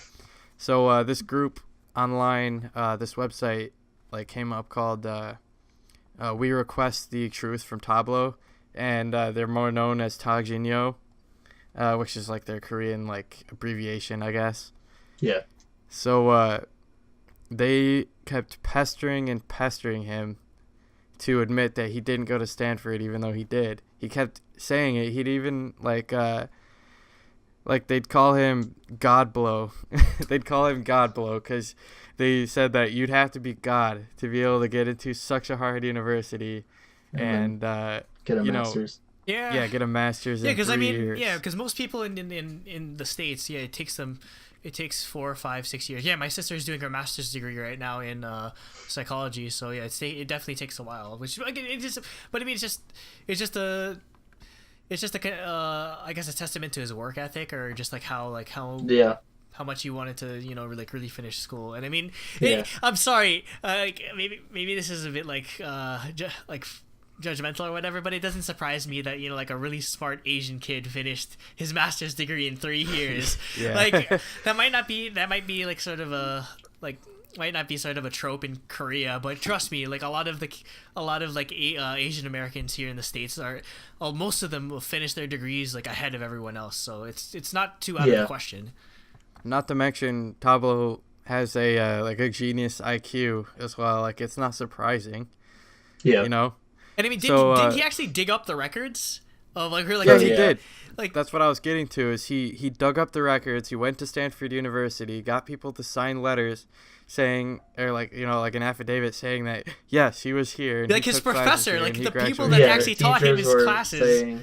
And that still wasn't good enough for Tajinyo. Like, they still thought it was fake. They're like, oh, he just paid them to say that. They even did like a filming of it and like a they turned it into a special like video. Yeah, they showed it on. I think they showed it on Mnet. Actually, I think it was Mnet. Yeah. so then these people was actually a thing. So then these people must be like produced a show about. So then this level of denial is like the people that think that we still fake the moon landings, or pretty much. Yeah, or like the people that are in like Salem, they're like tinfoil hat. Yeah, like the people that are like in Salem, they're like, oh, he's a witch, or like she's a witch, or whatever. So like that. Yeah. That's crazy. Like just this, like, that's what it amounted to. Or like, you know how crazy, or you know how like ridiculous it is for people that like believe that the moon landings are fake. They can ping satellites that are things that are still on the moon and have them like talk back. We have telescopes powerful enough to see the flags and the... Yeah, and they still believe we faked it. So, yeah, it's that level of denial. But, I mean, like, there will always be people that the truth is never enough for them, no matter how much evidence that you give them, that they'll always be skeptical. They think they're right no matter what. I mean, that's even their name. We demand the truth. Yeah, but, I mean, I guess this sort of... I've only glossed over the situation like through what you've told me and what my friend Pat has told me, but I mean, I think the reason why so much of this like speculation or like doubt that he actually graduated from a really good university is probably because of the kind of music he does. Because I think like in Asian culture, it's like what your profession is, or like like face value, the appearance of what your profession is really important in both in like how you present yourself to like your future like your wife or husband's like parents, or like how you look in society. So I'm sure there's I guess in Korean culture there's still sort of a stigma of this guy's just doing like a really a lowbrow rap music and with no creativity. So why should we believe that he graduated from such a prestigious university like Stanford? And so it's but although go ahead. You did say it was 2010, right? Like so it wasn't that long ago. But I mean, like, I could understand like when he started it maybe be a thing. But I still when rap wasn't as popular, but there's still it was pretty popular in 2010. I still think there's in Asia there's still a lot of there's a huge there's just that stigma. No, there's a huge aversion to rap, mostly because it's like comes out of like black and urban culture. So like it's compared to like what they consider like their music. It's very different. It's very generational, just like it is here. Like your parents, like most of our parents, probably don't listen to rap music. No, definitely. My dad doesn't listen cool to rap or anything. But so it's just our generation does. Yeah, so they really didn't think of they really didn't think him capable of being like so intelligent or creative. That may be getting ahead of Jacob, but if I remember what I read, that was some like old dude. It was some like 49-year-old. It was like a 35-year-old that started American, it was right? It was a 57-year-old Korean American who was the main user. His name was What Becomes, and I think he got sentenced to jail. Which is a really cool username, to be honest. What Becomes. Very famous. So anyways, as I was getting to it, like actually, you're saying like, being a rapper is sort of like a lower class, like profession. A lot of Korean mothers actually like idolized Tablo because, he had like such, I guess, like great and like full lyrics in his songs. Like you can't really take like the type of music he does at face value because there's so much more like lyrical content to it. Much deeper. Yeah, but anyways, the reason they looked up to him as much is like they like would like their kids to follow in like a similar image because he did go to this prestigious university and is like super smart but still like is able to pursue like creative endeavors and whatnot. So that's why it became such a big deal in Korea, and that's why so many users like joined that website. We demand Tajinyo. So like the whole thing escalated so much that even his family was starting to get death threats, which is insane. Well, not death threats, but I don't know about death threats, but like just straight up threats. Like he got death threats, but I don't know about his family. Like somebody called his mother and said like called her like you're a whore, like and stuff like that. Like that's like, terrible. Dude, like come on, it's like what did she do? She didn't go to Stanford University. What is she gonna do about it? And then they even. Well, like they even went as far as to leak his home address and his phone number online. That's terrible. Yeah, and he was getting calls saying like someone like threatened to stab him to death because he allegedly didn't really go to Stanford.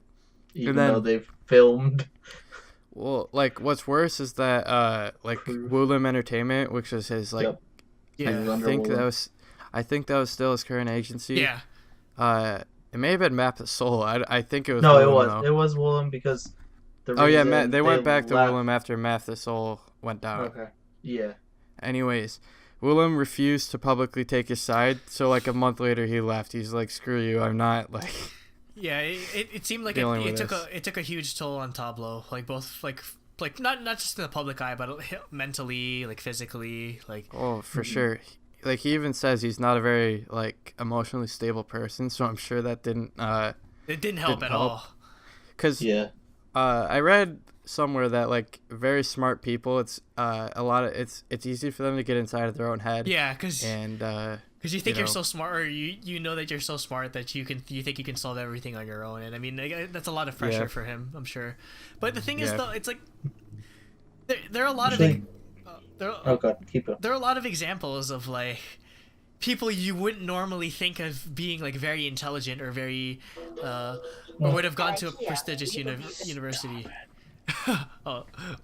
Blame all K-pop for having audio on their don't worry ads. about it. But I mean like there's actually a very famous like football player that came out of Compton that graduated from Stanford.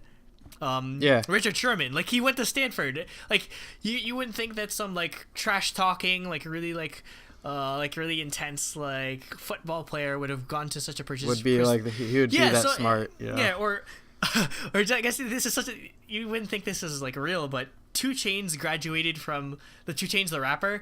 He graduated from Arizona State University with a 4.0 GPA. So again, like there are rappers that freaking 2 Chainz. Yeah, right? you wouldn't think that with like how like he had his debut or like one of his first famous songs was "All I Want for My Birthday Is a Big Booty Hoe." Like yeah. Like you wouldn't think somebody like that would be such an like, again, that's why you can't really take the content of their music or the lyrics of their music for face value and like think of them as lesser because it's such like an urban like sort of thing. So yeah. So I do want to clarify. Basically, apparently he did an interview with when Born Hater came out because people were speculating it was about Woolim. He was actually saying that he left. He decided to leave because he didn't want it to reflect on Infinite, who was debuting at the time. And he was a producer of them. And so he didn't. That was one of the reasons why he left, was he didn't want the controversy to affect their debut. Yeah, Infinite was Willem's first idol group, because before that they were mainly like an underground rap and like indie rock like label, which is completely different than now. Yeah, way different. Because now they have like Lovelies and stuff like that. Yeah, I was gonna say Lovelies is their girl group. Yeah, so he produced Evidence, such as his Canadian citizenship.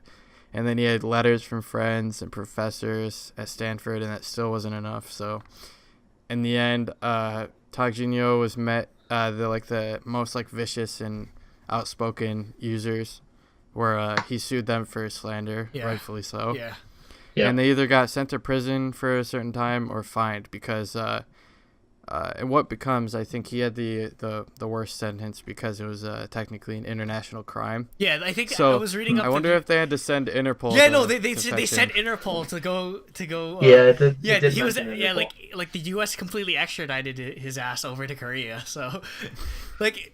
From what it seems like, Korea takes the concept of like slander, like public slander, very seriously. Yeah, they do. Way more than we do here in like the United States. You can say anything here, pretty much. Yeah. Do they have free speech in their constitution? Because, like, for example, like the UK doesn't have that. Yeah, to some degree, but I mean, I don't know. But I guess it's not.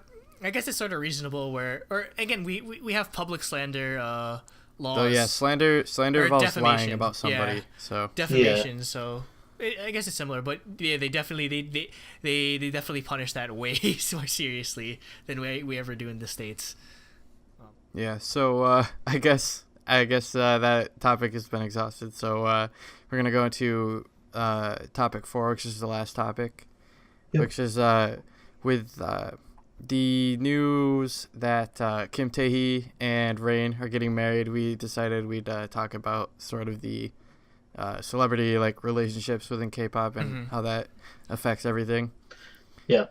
And also, like we mentioned last week, Bade getting married to someone 9 years her younger. Yeah, we did mention that last week. That's right. There's still hope. The fanboy. Yo, she's gonna see this video one day, and she's gonna be like, "Nope, never gonna. I need a restraining order on Jacob Burritt." Like, no. Well, no, he doesn't care about her. He's just saying there's hope for like Tiffany, who's about the same age. Older. Oh, that's true.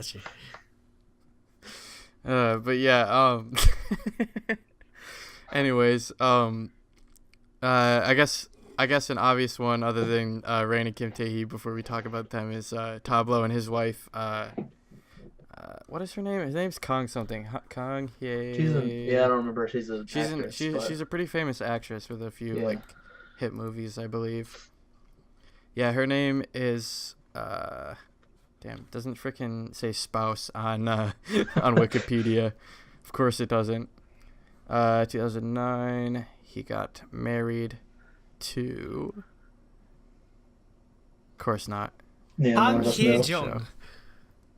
That's her name. Yeah. Okay. Hye-jung. That's what her name is. Anyway, she seems pretty nice. If you've watched Return of Superman or anything like that, with their daughter Haru, she shows up and. That's such an adorable name, though. I love the name Haru. Yeah, it means one day. So any other, I guess, notable ones you guys want to mention? You guys. Can, I don't know if it was I ever guess. like official, but one of the biggest like pairings or the rumored pairings is Dara and GD, or also known as the recent news, which is really just gossip. That didn't they make a statement that they weren't dating, which came out of nowhere because like they've been kind of the whole Dara Gon thing was sort of popular back in like 2012, not now. So yeah, Daragon or whatever Daragon, the heck it is. which sounds like the Japanese word for dragon. So yeah, was it like Japanese fans that started that? I don't know, like, or no, because it's just combining the name like Dara and G Dragon. Yeah. It'd just be funny. Like apparently it was showing like there's this clip and it kind of looked like GD like kissed her on the cheek or something like that. Oh yeah, but I mean like I don't know. He was like checking that she was okay. He said it as a joke or whatever, right? Oh, it's a joke. I mean, wait. I wouldn't. Isn't G-Dragon like dating this Japanese like model or whatever? Or no, he used to be. I thought they broke up. Oh. Because they couldn't. I don't know. I thought they broke up because they couldn't talk to each other.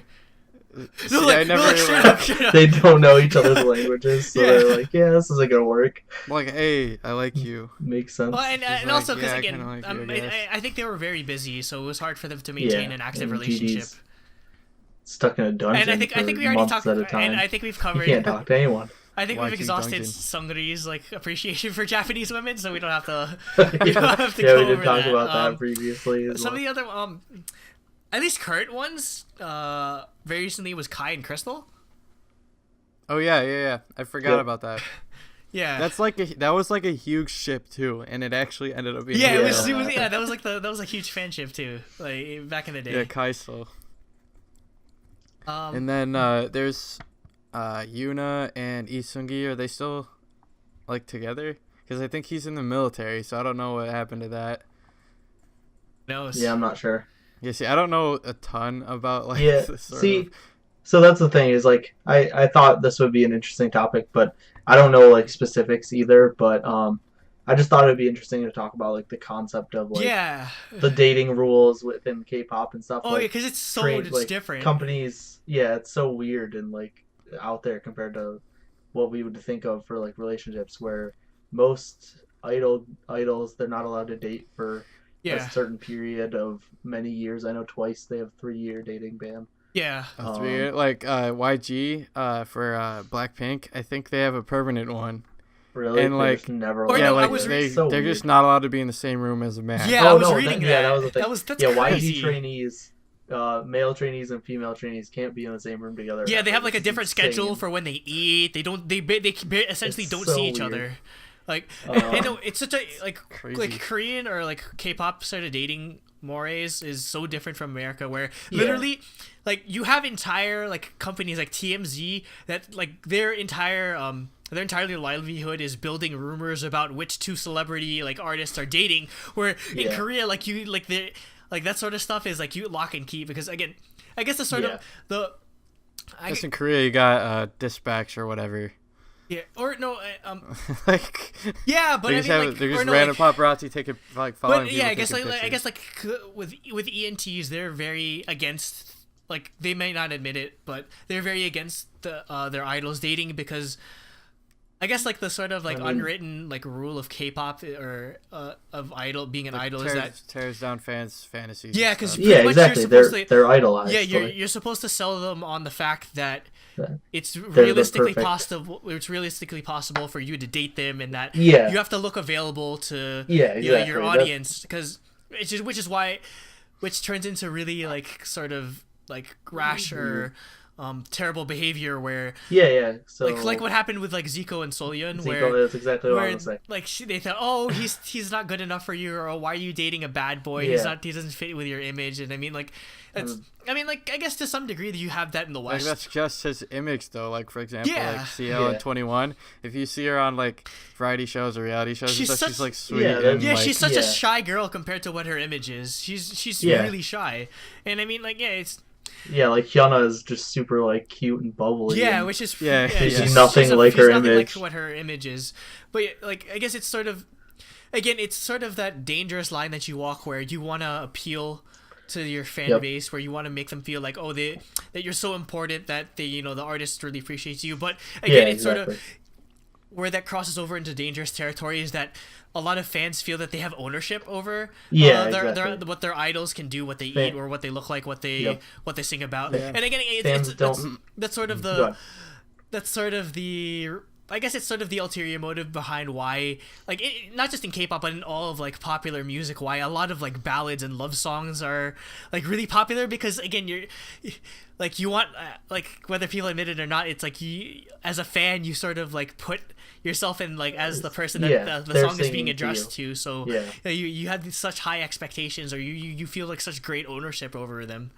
Yeah, and the people that ruined, like, Soyeon and Zico's relationship, like, those people don't think of idols as people. Yeah, they're objects that they admire. It's like these are still people that have relationships. Yeah, like and like deserve to be happy. Yeah, like they think of them as like Sims, as like, oh, I want to pair these people. I want to pair them with myself because I'm the only one that's good enough for them, because I'm the only person that appreciates them enough, and that's sort of that's just like crazy to me. But it's a reality. And then the other obvious answer is, for dating bands at least, is like, when you're an idol, you're insanely busy. Like, you don't have time. They don't want you to be distracted by dating someone when you could be practicing and doing shows and stuff like that. One of the examples of when, like, idols being in a relationship went really bad was like back I think it's been a couple years now, but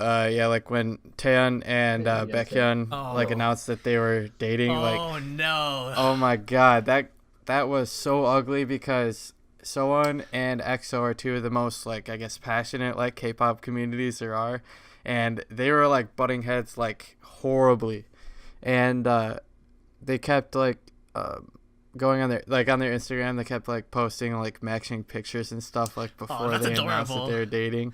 But people took it as like them like taunting them or something, like they took offense to it. But again, like, it's just like, because again, I guess K-pop just really attracts like the people are really like caught up in the concept of them being an idol, that again they really want to take ownership of them. K-pop is all about manufacturing these people everyone's idols, like from your object of admiration. Their hair is manufactured, their personality is manufactured, them be like what their music is manufactured. So it's, though I'd say the craziest like sort of like dating band story actually comes from J-pop.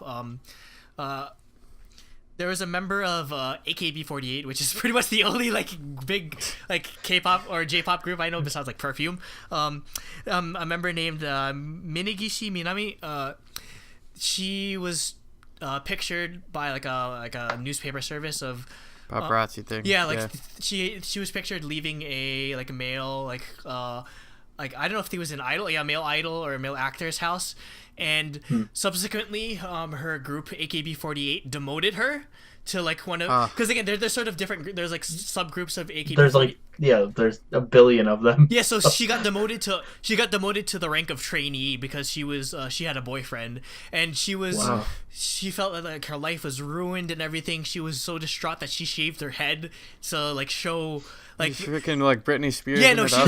She shaved her head to show that she was like shamed and everything, and like like they made her apologize and say that like, I'm so sorry that I had a boyfriend and everything, and because again that's the level of degree that they that like fanboys have over them, that they won't let their precious idol have a relationship with another human being other than themselves. So it was really crazy.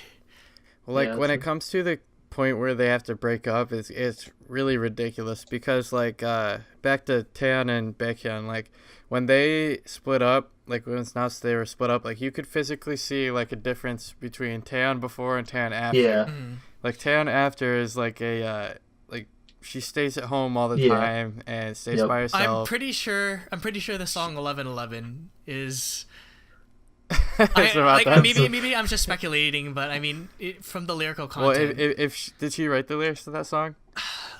It wouldn't surprise me if she did, but anyways, like she like I think she's already like an introvert at heart, but like she definitely became like a lot more like emo and stuff afterwards.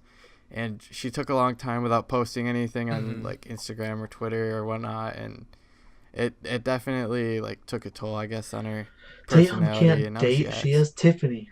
yeah. I remember when They're that married. dating was announced, there were so many posts saying, "My ship is sinking." Abandoned ship. Exactly. Yeah, but I mean, the tiny ship is sinking. I mean, I hope. Well, now I hope that. Although on Unnie Slam Dunk, Taeyeon did say that she's practically married to Tiffany. I know. That's what I said. They ship themselves. Oh, actually, going back to like. They know about Taeyeon. Going back to something details I was looking up on the internet about. Taeyeon did not write the lyrics. But I'm sure the reason why she sang that song is for Baekhyun. So anyway, going back to Rain. So they kind of like leaked some details or about his marriage or whatever. They didn't tell the people that were going to his wedding the location of the marriage until the morning of. Because it was really low key. Yeah, so it doesn't leak and that there's crazy paparazzi. But no, he did the most adorable thing when what's her name? I forget her name. Kim Tae. Yeah, when she was walking down the aisle, he sang the lyrics to the song that he used as a proposal. Yeah. So his newest song that came out last week, produced by Psy, is basically a proposal song. Yeah, that is how he described it. So when she was walking down the aisle, he sang that to her, which is the most baller move I've ever heard of. Like he sang. It just starts raining money after he starts singing it. And then they had a private like Catholic ceremony, and I don't know, it must have been like a small church or whatever. But yeah, I think like. He apparently even JYP was there. Yeah, JYP was there, so he tried to keep it small because again, like it was on such short notice or such short public notice. But yeah. Yeah, so to all you guys out there, you got a really high bar to set. I mean, when someone's singing the own song that they wrote to their wife when she's walking down the aisle, you gotta step your game up, man. It's pretty hard to beat Rain. Yeah. at something like that. Yeah, definitely. But as for anything else regarding like idol relationships, it'll be interesting to see if they ever go back on the concept of having dating bans. Because again, I honestly, for me, I see it to be staying for the foreseeable future. Because I think it's honestly for the best while they're starting out. Yeah, I can understand. Definitely, yeah. So that they don't get distracted, because that often happens with groups where they get too caught up on a boyfriend or a girlfriend that they don't dedicate themselves. But yeah, again, it's pretty. Yeah, it's. I don't know the legality of actually having a dating or like actual ban in the contract or anything. Yeah, I suppose I guess in the States it could be seen as an infringement of like freedom to assemble or freedom of speech, but. When I was looking into the AKB48 situation, because it got picked up by a bunch of like mainstream news, and they were doubting the legality of like banning idols from having significant others. But I mean, everyone was comparing Rain and Kim Tae-hee to like that might be like the Brangelina of K-pop. Yeah. So I mean like Brad Pitt, I think that they should be more. I think that they should be more open to it.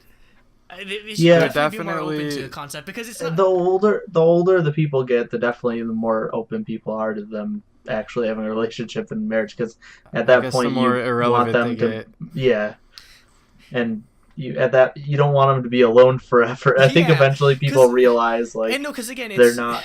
There's only so much you can restrict like their personal life before.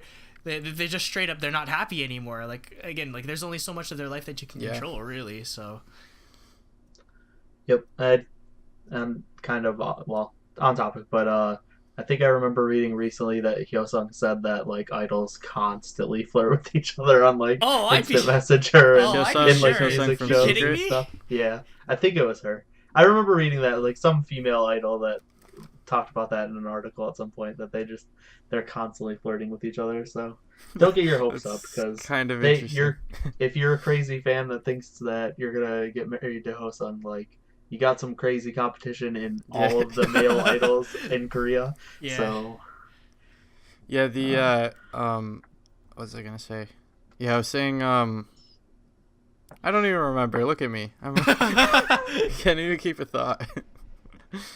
It's late. So, yeah. I guess that's. Yeah. Yeah, I guess I'll wrap it up. Thanks for tuning in this week. This is episode 3. Yep. Out of hopefully infinite amount. Yeah. And then so we'll catch you next week on DaebakCast. And we forgot to mention our YouTube and social media. Oh right, yeah. Subscribe to our channel. I was hoping that he was gonna get to that, but subscribe to our channel. Yep. So subscribe to our newly made SoundCloud. We'll be working on getting forwarding it all over to iTunes if you like to listen. Yeah. To so iTunes, format. Stitcher, I think are both pretty easy. So we should have that up by the time this episode goes up. But yeah, SoundCloud's up. Audio versions will be there. So subscribe there. Follow us on Twitter.